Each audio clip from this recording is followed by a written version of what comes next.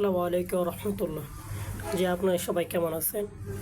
তো আছি আপনার দোয়া আলহামদুলিল্লাহ, আল্লাহর হতে আমি ভালো আছি। তো অনেকে কোরআন শরীফ পড়ার ক্ষেত্রে অনেকে ভুল করে থাকেন, এমনকি অনেকে ওয়াজিব গুন্না চিনেন না, জানেন না, এমনকি চেনার চেষ্টাও করেন না। তো আমি আজকে আপনাকে এই ভিডিওর মাধ্যমে আপনাদেরকে ওয়াজিব গুন্না ইনশাল্লাহ আজকে আমি দেখাবো। দেখেন, এখানে লেখা আছে ওয়াজিব গুন্না এর বিবরণ।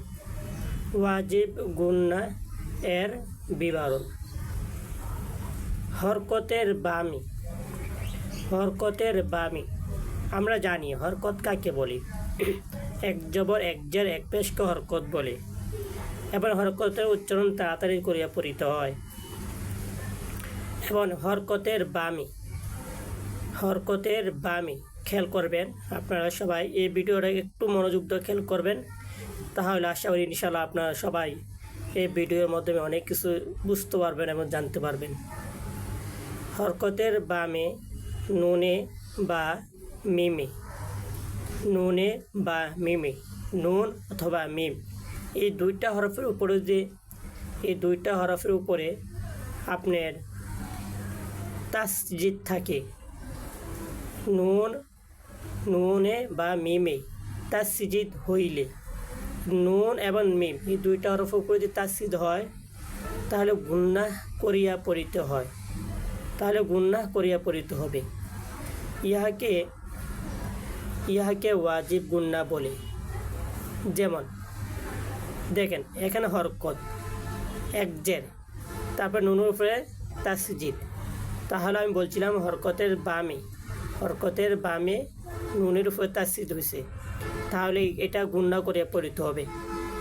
তাহলে এখন থেকে আমরা যেখানে দেখব কোরআন শরীফের আমপারা কায়দা, যেখানে দেখব হরকতের বামে নুন অথবা মিম এর উপরে যদি তাসজিদ থাকে তাহলে আমরা ওয়াজিব গুন্না আদায় করে পড়ব।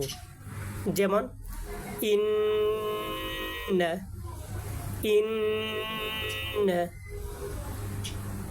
আম্মু, এই যে হরকতের বামে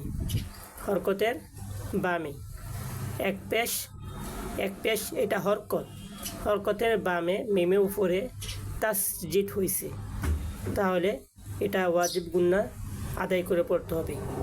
আম্মু।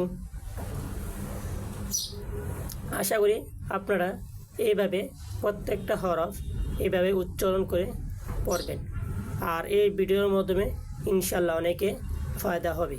আপনারা সবাই এই ভিডিওটা মনোযোগ দিয়ে না টেনে ইনশাল্লাহ দেখবেন, ইনশাআল্লাহ অনেক ফায়দা হবে। আসসালামু আলাইকুম রহমতুল্লাহ।